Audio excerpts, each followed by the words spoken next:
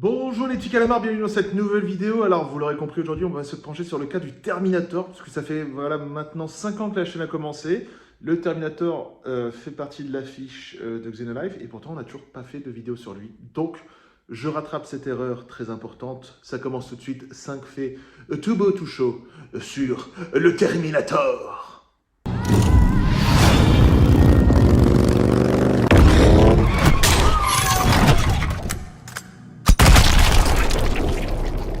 Et nous allons parler un peu casting, puisqu'à l'origine, pendant la pré-production du premier film, Orion, la légendaire boîte de production à qui l'on doit notamment Robocop, avait pitché à James Cameron l'idée d'embaucher O.J. Simpson, le champion de football américain, pour tenir le rôle du cyborg assassin.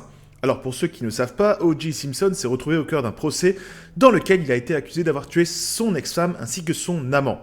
Tout semblait l'accuser et il fut acquitté de justesse par son avocat, Robert Kardashian, oui, le père de Kim.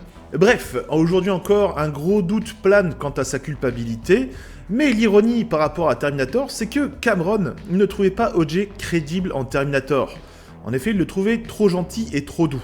Il est à noter bien sûr que Terminator 1 est sorti en salle en 84, et l'affaire O.J. Simpson et son procès s'est déroulé en 95. Toujours dans les castings potentiels, le chanteur Billy Idol aurait également été pressenti pour tenir le rôle du T-1000 dans le deuxième film Terminator. Mais le malheureux se brisa le poignet et le rôle revint à Robert Patrick. Stallone également se vit offrir le rôle après avoir collaboré avec James Cameron sur l'écriture du deuxième film Rambo. Et cette idée fit également l'objet d'un gag dans l'excellent Last Action Hero, film légendaire que je vous recommande chaudement de regarder. Et avec le deuxième fait, vous apprendrez que Terminator a été traduit en meurtrier électronique, oui, en Pologne. Bref, en plus de ça, l'idée de Terminator proviendrait d'un rêve fiévreux de James Cameron. Effectivement, alors qu'il travaillait sur la production de Piranha 2, il rêva une nuit d'une explosion et d'un torse métallique rampant, animé d'une rage et d'une colère sans limite. Et une fois réveillé, eh bien, le brave James Cameron agrippa le crayon, et ainsi Terminator vit le jour, selon la légende bien sûr.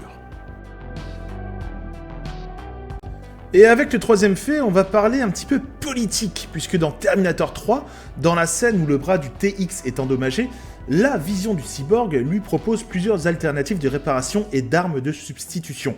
Parmi elles figure une arme au nom plutôt étrange, Rumsfeld P81 Caustic. Cela serait sans doute une référence à Donald Rumsfeld.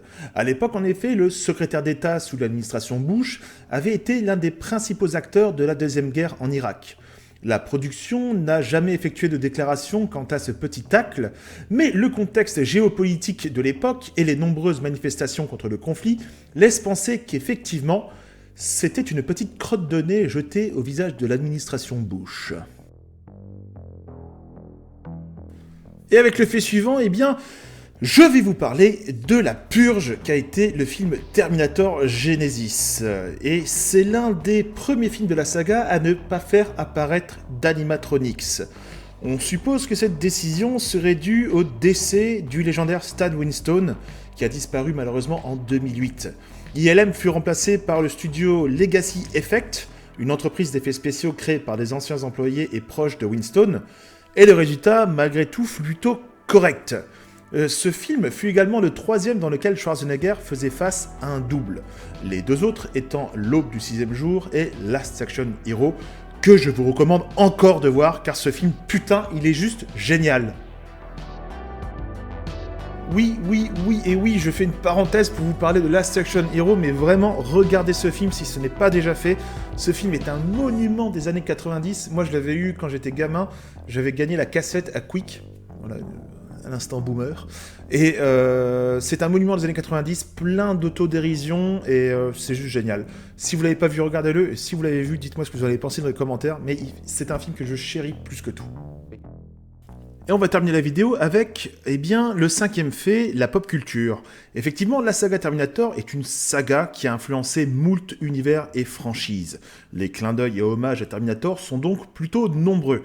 On peut commencer par Last Action Hero, encore une fois, dans lequel Schwarzy lui-même s'auto-parodie en délivrant un « I'll be back » des plus classes.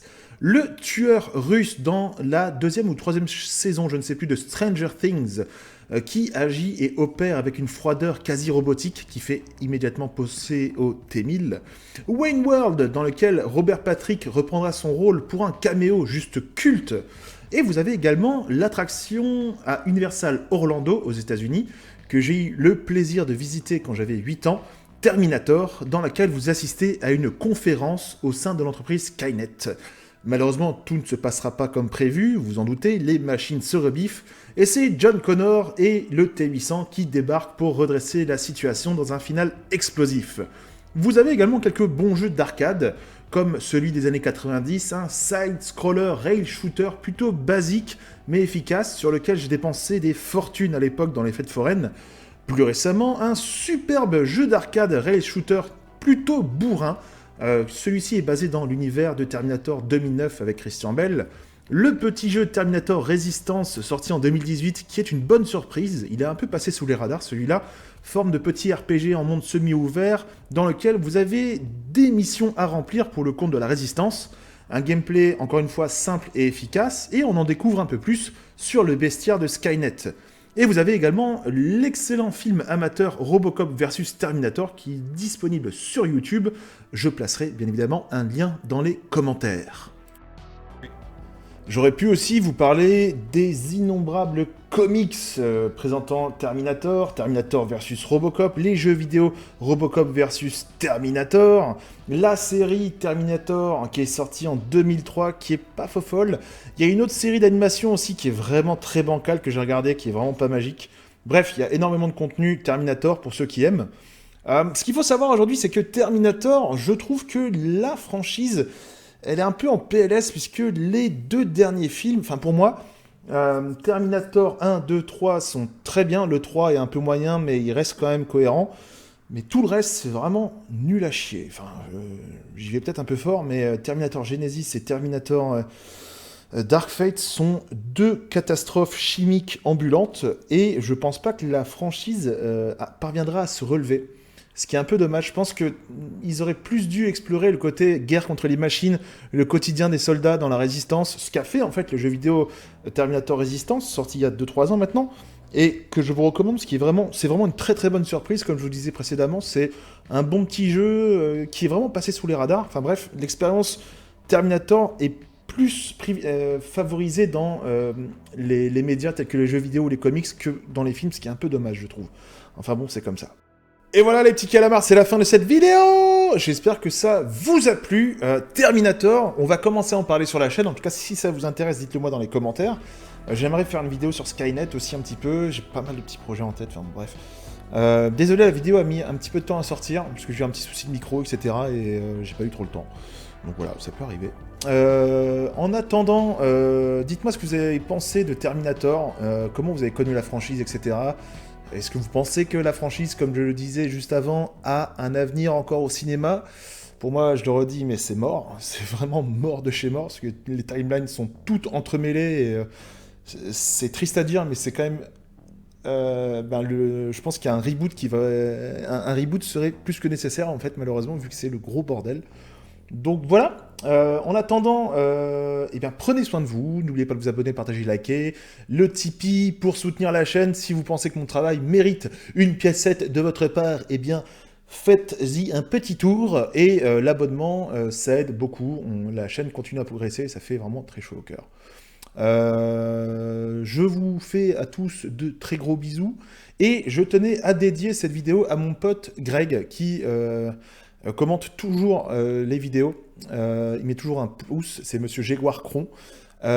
Cette vidéo, je lui dédie, parce que quand j'étais ado, on traînait toujours ensemble, et à chaque fois qu'il y avait un truc de traviole, etc., lui qui est très très fan de Terminator, il me disait toujours « Reste cool, sac à merde ». Je sais que tu t'en souviens. Voilà, cette vidéo, je te la dédie, mon pote. Voilà, prenez soin de vous, et on se retrouve pour une prochaine vidéo. Bis les calamars.